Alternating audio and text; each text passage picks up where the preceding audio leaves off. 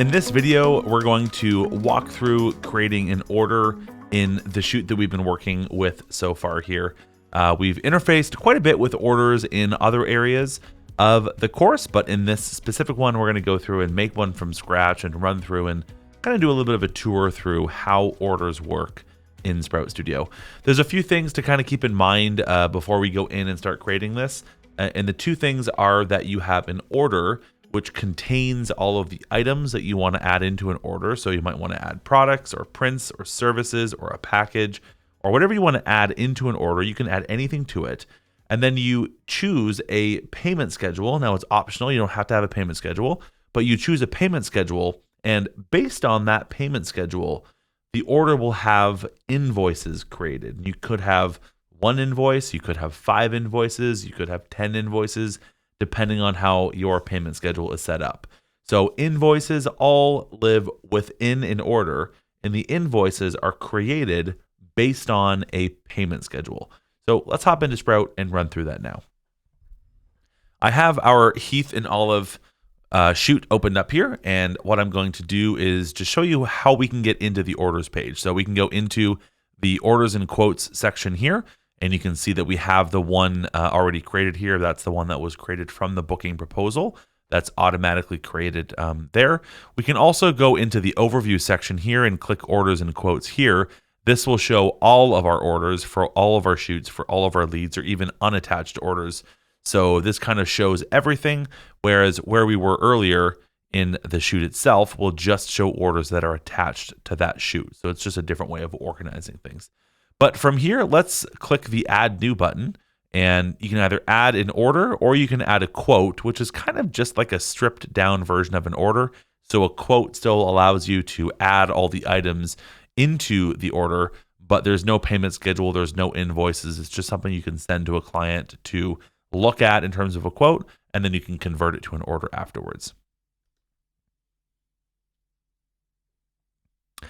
So now that we're here in the order, let's do a quick little tour over some of the different settings and the options that we have here. Up at the top, there is an auto indexing number here, and it always stays in linear fashion. So this is the second order that I have on my account, and you can see here it's order number Sprout Studio and then number 2. Up here, you can keep it at that, or you can rename it. So if you wanted to call this engagement session order, you can name it whatever you'd like, and the client will see that on the front end, but you have this tracked over here for internal purposes. Right here is the order items. So this is where you add the items into the order. So first you have to choose a price list. I'm just going to choose the only price list that I have, one we've been working with so far. And then it's going to allow me to add items into the order from there.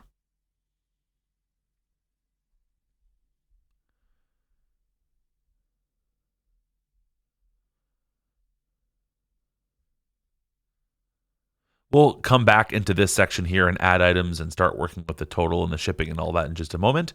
Down over here, we have an invoice footer, so you can add anything down over here. Say something like, thank you so much for your business. You can also add other information, like if you have your tax number, it'll automatically show in the footer, so on and so forth.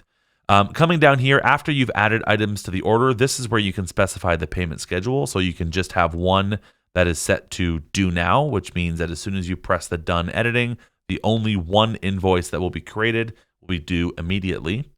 You can press due in and then specify how many days your client has to pay for that invoice that's created. Again, that's only one invoice. Or you can click payment schedule and then choose from an existing payment schedule or make a new one, and that will create multiple invoices. What we're going to do for now is just keep this as one invoice due in, and we're going to have it due in 10 days.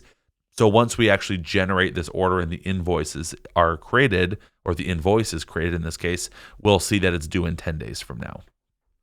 Now, the other thing that we can add is we can add payments ahead of time while we're editing the order. So if the client's already paid us for some of this, or they dropped off some money for it, or anything like that, you can add those money or those payments ahead of time if you need to. Go ahead and close that. Otherwise, everything over here is relatively straightforward. Again, this also allows you to add the payment. You can trash. You can change the created date. So if you have to backdate orders, you can. You can change the currency for this order if you'd like. Here under client details, you can change the billing contact. You can add a specific shipping contact if you want to have that separate. This is where you'd be able to remove it from being attached to the chute or attach it to a chute if you were in a global order. Down over here under settings, this is where you can go between an order or a quote, so you can quickly flip between those two. Payment methods, this allows you to specify how the client is able to pay for the invoices for this order. And again, these are all chosen by default as whatever your default payment methods are. So if I go over here into settings and then into, we'll snooze those, and then into payment methods, I've got these three here chosen as available by default. So by default, those will all be available. But of course, as you can see, we can override those and remove them from there. So I'm just going to go back into that order here. And over there, we have there's payment methods. Again, there's those three that are chosen by default. I can choose to show this order on the account statement or not. So that might be useful if, for example, you are working with a couple and perhaps maybe the bride had booked a boudoir session and you don't want that order showing on the account statement. There's options to remove invoices and orders from the account statement if you'd like to. Here is the tax, so you can remove the tax or add a different tax if you'd like to. And then here's also the notes and log section, similar to how we've had notes and log for other things like galleries and booking proposals. I'm just going to add this here and say they called to add this order on the phone. So we kind of have it all summed up. And I'll show you in just a moment where we have that all. In fact, maybe I'll just go there right now. If we go over to the overview here on the Heath and Olive wedding,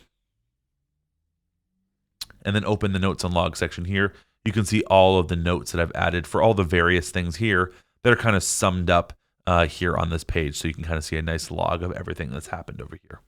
So let's go back over into orders and quotes, and then we're going to open up the order again. And so now let's hop into editing the actual order and creating items on this order. So I'm going to go ahead and click add item. This now lets you choose from anything on this price list, whether it be any of the prints or a package or any of the services, the products, the digital items, or just a one-off custom item if you'd like to add that here to the order. So if I go ahead and just choose product, and then I'm going to go ahead and add the engagement book, I'm going to click add there, and going to keep kind of running through and adding just a couple more things here just so we can fill this out. There we go. And then maybe I'll just add one print as well.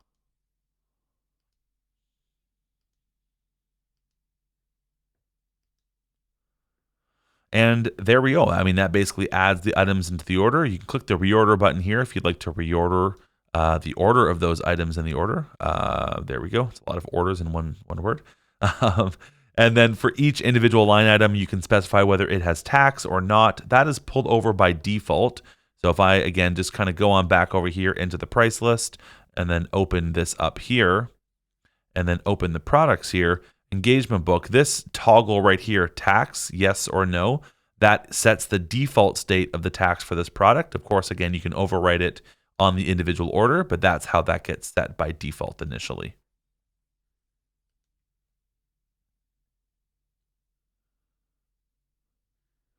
And going back over here, you can set the cost, or if you had the cost set in your price list, it would pull it in here just for information purposes. Otherwise, that is everything there. Now, by default, what we do is we take the price, you take the quantity, and of course, you can increase that if you'd like. You can edit the price for that item as well. So we take the price by the quantity, and that equals the amount here. So if I changed this here to $500, then it would go 500 times 1 is $500 for this item. Or I can go back to 800, and there we go. And so by default, the subtotal here takes the total of all these and adds those up here. And of course, then there's shipping that you can have in there. Now, what you can do if you'd like is specify a shipping method. So if you had shipping methods specified here that you wanted to bill the client for separately, you could add those and it would add it in here. Or you can always just click into here and add some arbitrary amount, whatever makes sense for you, and it will be an override shipping there toggle for the manual shipping amount. And then you can also say whether or not that shipping amount is taxed. Otherwise, you can click this little reset button to reset shipping back to the shipping method here. And because I have nothing specified, then the shipping amount is $0. I can also click to edit the subtotal here. So if I want to edit the subtotal, I can change this maybe to $1,500. and then click away, and that overrides the amount there. And what you just noticed is that Sprout will automatically go up and adjust the price of the individual items and split it out based on their original value. And that way, when your client looks at the invoice, they can see the appropriate amount for each individual line item on there. So otherwise, tax is there. It's auto-calculated based on the tax that you've specified here. And the total is just the sum of all of those things. And that is basically how you now create an order. So I now have a fully formed, fully created order here. Let's go ahead and press done editing and commit this order and generate the invoices. So now you can see here, there's the order. It's now not editable, so I can't click and edit any of these things anymore because it's a generated order. There's one invoice down here that's been generated, and I can click on that. I can change the due date. I can email that to my client, or I can click view to view the invoice on the front end. Let's go ahead and do that now. And so here is the order here. We can see the individual items with the descriptions added in from the price list. And now again, you can see the price of the individual item, the quantity, the line total, which is again just the price multiplied by the quantity, and then an indication of whether or not this is taxable or not, and then all of the details down here. And then this is this individual invoice that your client can now click pay on. And here is the footer down over here. And again, I mentioned that you can have the tax number and your business name. That's all automatically added down here, as well as your phone number, your email address. And if you remember the order name that we had specified, that's it right there. So all of this is automatically generated in this really beautiful, really professional looking invoice. And of course, now your client can click pay.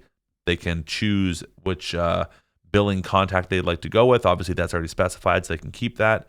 And then click continue, choose their payment method, and then they can go on and pay that. And so if we go on back into here, if you need to make revisions to this, if you need to edit it or adjust it or do anything like that, you can always click edit order, make your adjustments, and then go ahead and press done editing again, and it will then regenerate the invoices. So for example, if we wanted to edit this and say, you know what, let's actually make this a schedule, let's click add payment schedule. We're going to create a new one. And I'm going to create just a one-off payment schedule. The name of this isn't exactly all that relevant in this case because we're not saving it.